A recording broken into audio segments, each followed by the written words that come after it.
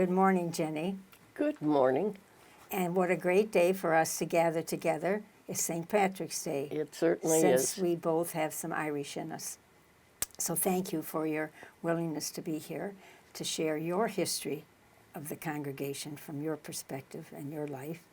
So I invite you, this is your time, and to tell us in 30 minutes about your life of many years and your service here in the congregation. So let's begin with your family and tell us about that and what life was like there, and from there the schools you went to, and just go on. Okay. And I'll interject at times perhaps with some questions. Okay. Okay, so it's all yours. All right. Well, I'm from a family of 8 children, and I'm the second oldest, the Okay. first girl. I'm the first girl on either side of the family. Oh, So, happy day. yes. So they were glad to get a girl because there were boys from 3 other places, my brother. And so I had one older brother, and then there were 6 younger than I, and we were all within about 10 years. Wow. So we grew up together. And I lived in both Detroit and in Farmington. Detroit the first 10 years, and went to Visitation where our Okay. sisters were. Right. And then we moved to Farmington, and I stayed there until I entered and went to Our Lady of Sorrows, which was also our sisters. So had them all my life, and that was a blessing. I'm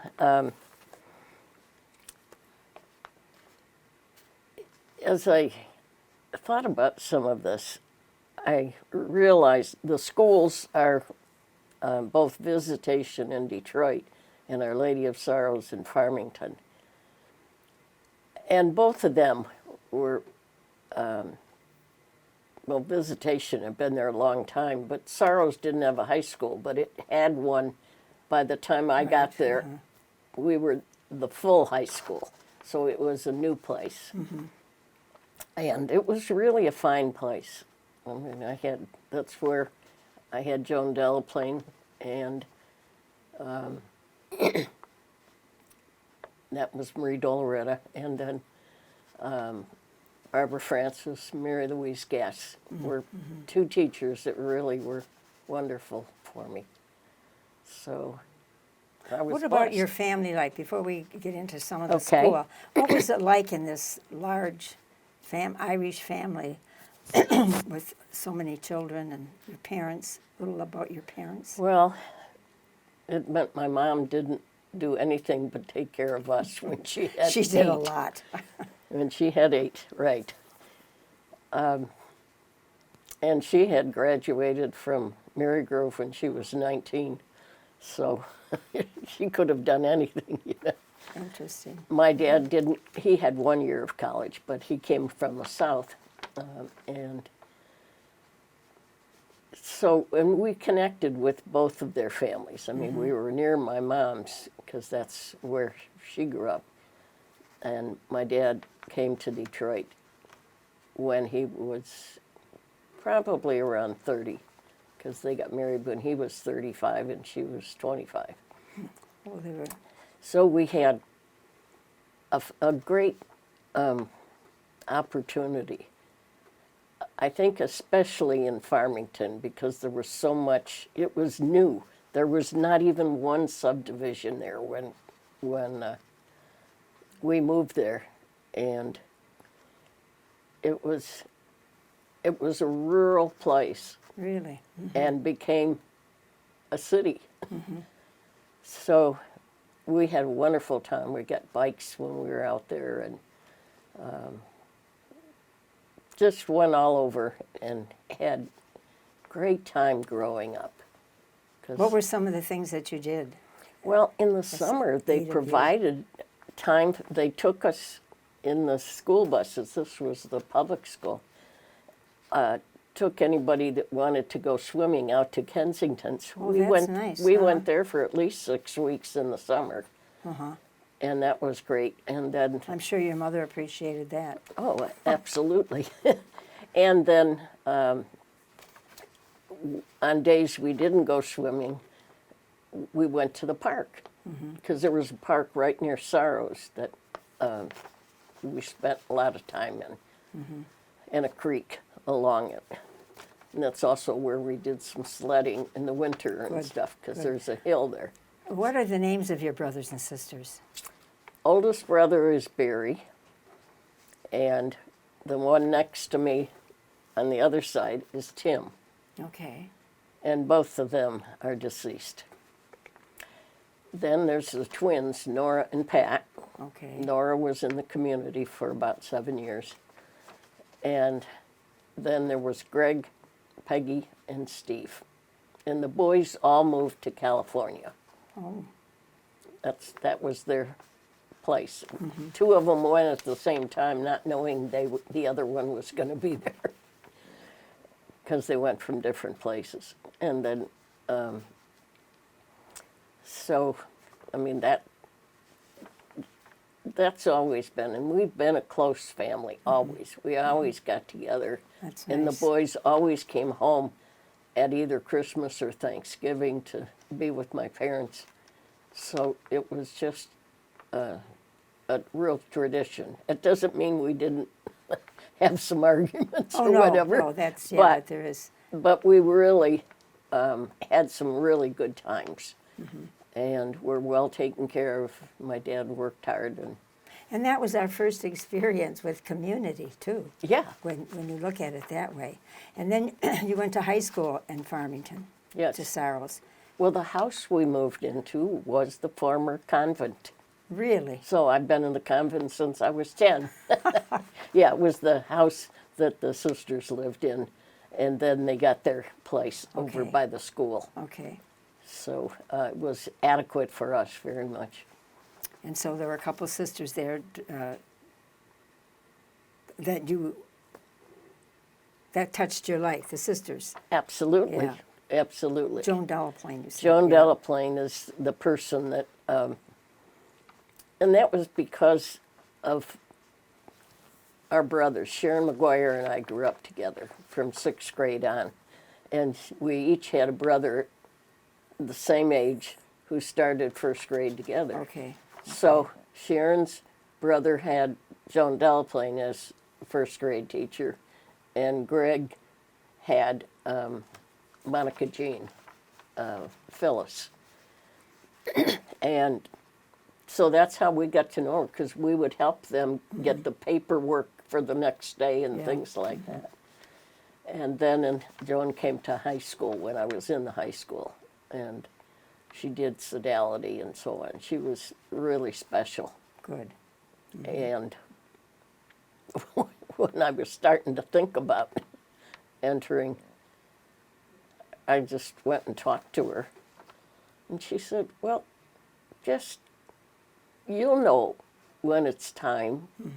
Don't push it, and just leave it in God's hands. And she was so right. You know, she took the pressure off me, because that was in 12th grade. And where was the pressure coming from?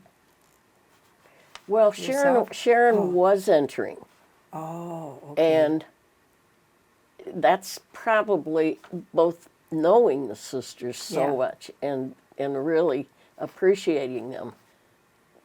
There wasn't any choice of where I would enter, but it wasn't on my mind all my life, whereas it was on Sharon's and on my sisters. So then you put it on yourself, Well, perhaps some of it. I knew that there was something there. Good. So I did pay attention to her advice, and I didn't worry about it. She said, if you have a vocation, it'll be there. It'll come. So I just didn't know, but I needed to grow up a little. Okay. I really did. I was very young. I had a late birthday, and I needed to do something else. So what I did was, I didn't enter right after high school. Okay. I didn't enter for a year and a half, and I went. That's great insight in yourself. That's good that you listened to that. Yes. Yeah. And I did have the opportunity to I got a job, and I had to buy a car because there's no buses from Farmington to Plymouth. So Where'd you work? at the insurance company in Plymouth, it was Okay. one, and I did kind of computer work. They were cards at the time in the beginning. So it was a good experience for me to have a job because I never had one prior to that. And so it was about a year that I had that job before I entered. Okay. And you knew it was time then. Yeah. And the two schools, Visitation in Detroit and Our Lady of Sorrows, both of them were wonderful places to be.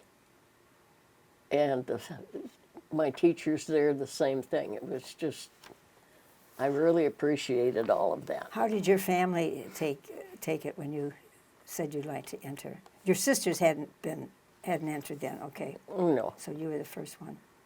yeah. They were fine with Good. it. There wasn't any big trouble, especially since I had stayed, I had grown up a little bit. I had some other life experiences. Yes. So that was the gift that I had when I was getting ready to do That's that. good. So I wasn't ready when Sharon went in after high school. It was not my time. So the gift you gave to us, the congregation, was your maturity. Yes, I had Yes, a little yes, more of that. Yeah. So Okay, that's it was great. was wonderful. So and then you came to Adrian. I did come to Adrian in 1963, Okay. the last February crowd, and had Margaret Phillip and Patrick Jerome, and Rosemary was the assistant postulant mistress, so I had her too in that. So it was good, and I was used to being around a lot of people, so That's right. That's being right. in a group that size, it was just fine. So then you went through formation. Yes. And then it comes time, you make profession. And then what happened regarding your ministry? Well, I started out teaching, and I went to Lansing. Okay. Was Joan there at that time? No, Oh, not when I went there. okay. She went there the next year and was my superior. It's interesting how she has been in your life so She's much. been in my life. Yeah, She's special. yeah. She still is. Good. That's a blessing. Yeah, so I was there for 2 years, and then I went to Papa, and I taught there for 3 years.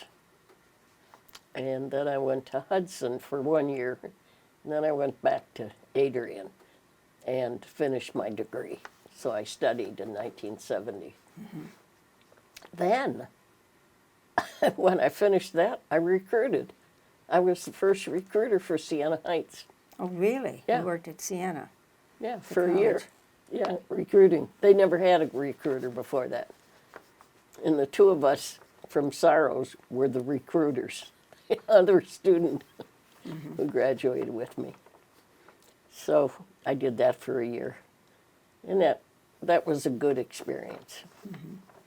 Got around about 4 states. And good years in the early 70s. So then I went back to Detroit. So you were in teaching. I was in teaching. Teaching most of your ministries? Absolutely not. Right. That was the end of my teaching Okay, in and then 1970. you got called to. Then I went back to Detroit and worked in the parish that I grew up in Visitation. Wow. I worked there. Well, our nuns were there still, but Judy Engel and Joe Gosier, Marianne Kaniski, and myself, the 4 of us were together, and they did some religious ed and I just did some outreach and community work. So it was nice to be back there and working in the place that I spent the first 10 years of my life. So that was fun. And then I decided to go to school. And it was that experience in Detroit that pushed me in the direction. Because when I studied, Sister Arnold was there as the director of studies. And she'd say to me, okay, now where are you going to go for your master's? And I said, I don't know. I don't need to go right away. I'll find out when it's time. So she was fine with that. And we've always been friends since. And so I did go to school. But it was my experience in Detroit that led me into social work. So you got your social work degree? Yes, but it was in administration. It was not in therapy kind of things. It was not that. And where did you get that degree from? Catholic U. Oh, wow, that's great. Yeah, it was wonderful. So I went from Detroit to Washington, D.C., and that was a good experience. And the people that were there were 3 of us from the community, and met a lot of other wonderful women. And so I got my degree in social work administration.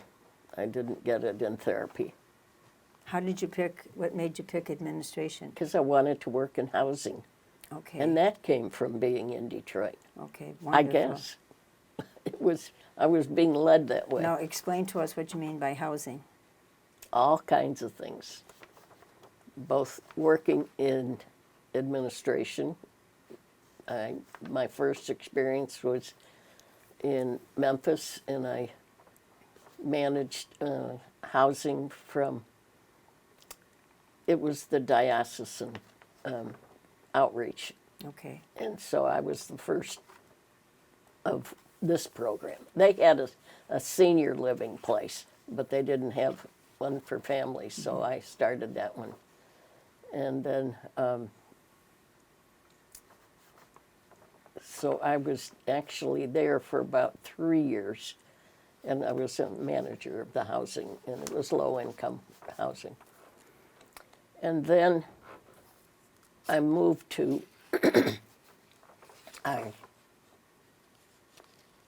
actually worked, we started a Peace and Justice Center there.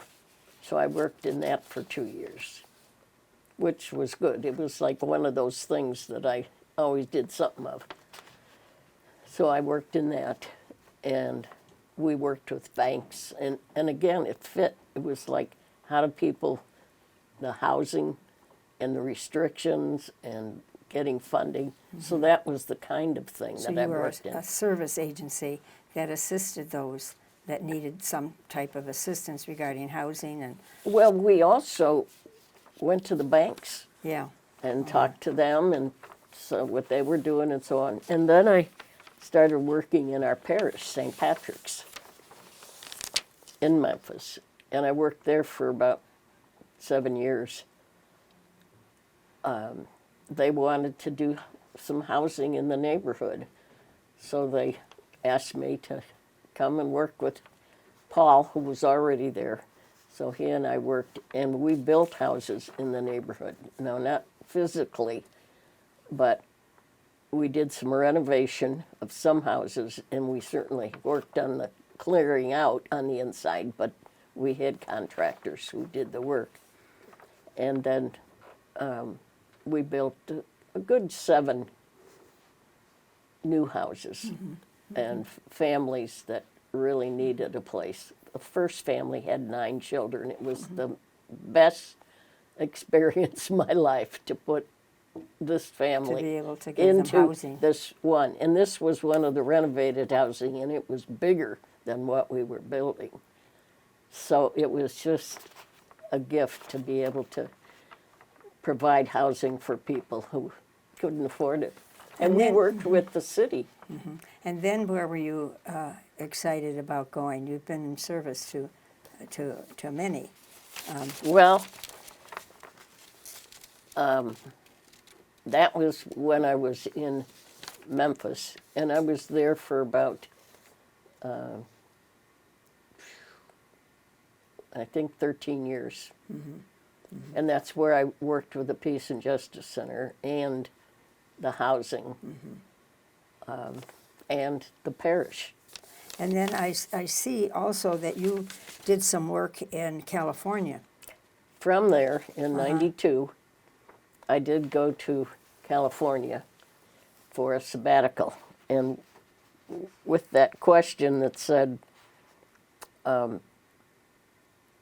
what was the adaptation kind of program? Well, going to California was that experience. Okay, I had a wonderful sabbatical, and I didn't know what I was going to do afterward. So Where was your sabbatical? in Berkeley. Okay, in Berkeley. So that. So I initially lived in Oakland. Okay, so then from there you were faced with, where do I go from here in the ministry? So that's okay. Yes, and that's when Of all the time that you were in California, what was one experience that you would say really was most transformative for you? I had lots of experiences. Yeah, that's hard. Well, the first place I worked was in the Providence House, and that was a house for people that were disabled or had AIDS. And that was a new experience for me. So I worked there for 3 years, and it was a real gift to be there. You seem to have adjusted fairly well to all these extraordinary services that you did, that you were involved in with the housing and the less fortunate and the health issues. And Well, that's great flexibility. they were wonderful experiences. Yeah. And there were always people that I worked with that just made it very pleasant. And so I was there for about 3 years, and then I did a couple of other things. And that's when I started to get into environmental issues. Because California definitely had just come out of a drought, a 7-year drought, and the first rain was the year I got there. So they were happy about that. I mean, it was a serious drought. They couldn't water their lawns, and they couldn't, it was just one of those experiences. So I got there at the end of the 7-year drought. And the rain that came it was winter time. It was January, and the rains came, and it was just a blessing. So, so just being there and that having taken place, it just meant a whole lot to be able to stay there. And then, I got offered the position without people even knowing it, and I hadn't had any experience of, well, I had a little bit of housing experience. I shouldn't say any. So it was So a you different... listened to the Spirit because you were directed then. Your boss was the Spirit. You've got Yeah, that right. yeah. So it was good. Good. And one of the blessings were that my 4 brothers were living in California. That's right. 2 of them went without the other. One went Yeah. without the other one knowing it back in '70. And then as the younger ones got up there, so around '77, the youngest one went. So when I got out there in whatever it was, '92 or something, yeah, I went out in '92. I had family out there. So that helped. Well, it was wonderful. Yeah. It was really a gift. Besides the Adrian Dominicans were out there. and I lived in the same place forever at Lawrence O'Toole. Okay. It was a Okay. great place. It had about 7 or 8 bedrooms, and it used to be the provincial house at one point. So it was a nice transition to be there. And so I stayed in that place for the 20 years I was out there. So when you came back to this area, where did you come?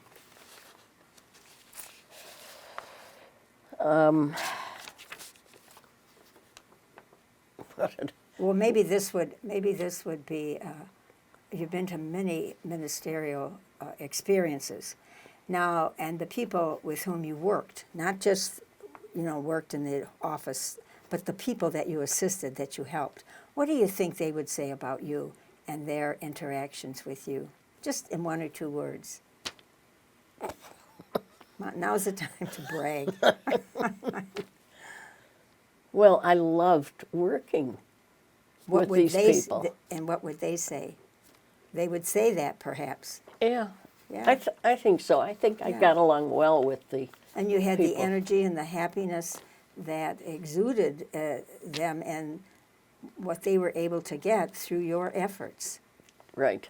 And that's And it was a whole different time for me. Because California is very different than Michigan. right. But I loved my time out there. 20 years was like nothing, even though I did a lot of different things. Like I worked at the Jesuit school for 8 years. All right, and as you look back at all the places that you've been and the people that you've met, what do you think is a lesson that you've learned about your life that we may be able to learn from that experience of yours? What'd you learn? What'd you find out about yourself? Well, it was my experience in many places, and what I did discover is that I was a city girl. Now, I had been in Right. Pawpaw, that was rural, and Hudson was rural, but I really belonged in the city, Good, okay. in the inner city type places, and I felt comfortable there. That's Never evident, had yeah. any fear. That's evident, yeah. Never had any Yeah. experiences that were very negative. I mean, I had some challenges, but I love working in, whether it was D.C. going to school or Memphis, which is those were all majority black cities, and I love that. And if you were to look at what were you most proud of in your, up to this point in your ministerial life, that's hard. What would you say? What are you most proud of about yourself? Never thought of that. Think about him, and we come Well- back for chapter 2. Well, I think the experiences I had were just absolutely wonderful. They were gifts to me. They weren't something that I hated or couldn't handle or whatever. They were learning experiences, but there were the people that I worked with that were wonderful. And some of them were organizations. And I had so many different experiences out there. Good. It- Out there and in this area too. Yeah. Yeah, but Yeah. I had this little thing and this little thing. In your long-lived life, what brings joy to your heart? No matter where you've been, what brings joy to that king heart? Well, it's working with people, and I think that's why housing became so important to me, was because decent housing is also health care. If you live in a decent house or home, whatever the situation, apartment, you stay healthy. So it's a God-given gift to be able to provide decent housing for people. And for me, that was the reward. I mean, I loved it, and I loved the people I worked with. And that brings us to today. What are you most passionate about today? You're living in Adrian. Well, The ministry is different. It's social justice is in my heart. Okay. And so I can't get out because I can't drive anymore, so that's really hard. Because there are nice organizations that I developed relationships Right. with when I was here and have That's a stayed in loss. touch with some of them. So that's a loss for me. And I think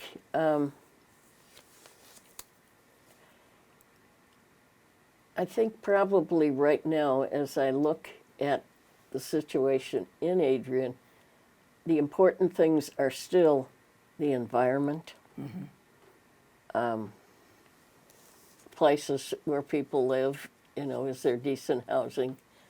And then I've gotten more into the structures of the governance of the country, locally and nationally. So that has also given me some different insights, and so voting and things like that are important to me, and to encourage people. What do you do for fun? What do I do for fun? Not enough. Yeah. Part of that is that I don't drive, Yeah, so that's hard. Yeah. so it's a limitation. I used to go out to parks or by the water when I was in California. It was near the water and the mountains, and we used to go to Yosemite every year, and so I love places like that. And so I know there are excursions here on the big bus. I Yeah. hope you can take advantage of that, or do you? Well, I have. Yeah. I just It's not the same. Well, it's not the same, but it's. I've done some experiences, but they haven't been that type. Yeah. They haven't been the outside, the environmental experiences, and that's what I miss. So, What brings you happiness and contentment in your present environment as we bring this conversation to a close? well,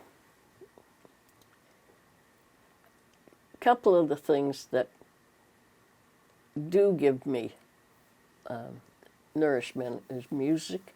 Good. And very much this came right out of my family, but we were a family that we did pray together, like in October, the rosary and things like that. It was a strong Catholic family. So being here, this is my family. Right, right. And there are a lot of opportunities both to learn more and also to participate in, and I love it when people are creative and have programs for us that actually make that more alive, because that's not my gift. I'm not somebody that You can need do people that. to enjoy what Absolutely, absolutely. So, I love Weber Center. Yeah, that's a gift. Yeah, And- that's for sure. Janet Doyle is from my school, so Okay. we're in the same class. Okay. You have Same all crowd. you have all these nice connections. Oh, she in your crowd as well, huh? No. No, well, yes, because she entered in September and I entered in February. Okay, as I said, we're bringing this to a close. Is there one message in particular you'd like to leave with us? What I can say is I am very grateful for my years as an Adrian Dominican. Absolutely. The opportunities, the people I lived with, the different ministries I've been able to be a part of. I mean, that's really gift to me, because Yeah. one thing doesn't do it. I need differences. I need to. Variety. I need to learn something new and to work in a different good. environment. And I've had that. And you even had that in your present situation, learning something new about yourself as you keep losing some things that we took for granted, like our driving and where we could go, et cetera, et cetera. Yes, Yeah. creative.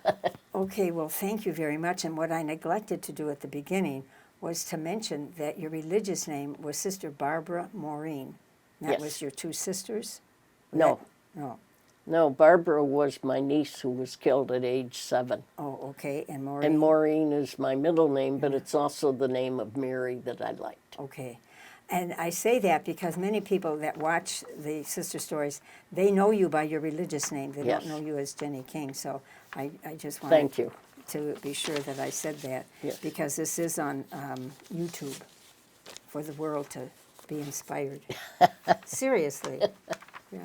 So thank you very much for, contributing to our history here and sharing the ministry that you have and the blessings that you brought to so many by your presence, by your hard work, by your sweat and tears. I think one gift during my lifetime was being connected to people in many religious communities. Yes, yes. It wasn't just Adrian's here and there. I lived with them, but really, I worked with people religious of the Sacred Heart, the IHMs, the Dominicans of Cincinnati, just all over. And that really has been a blessing for me.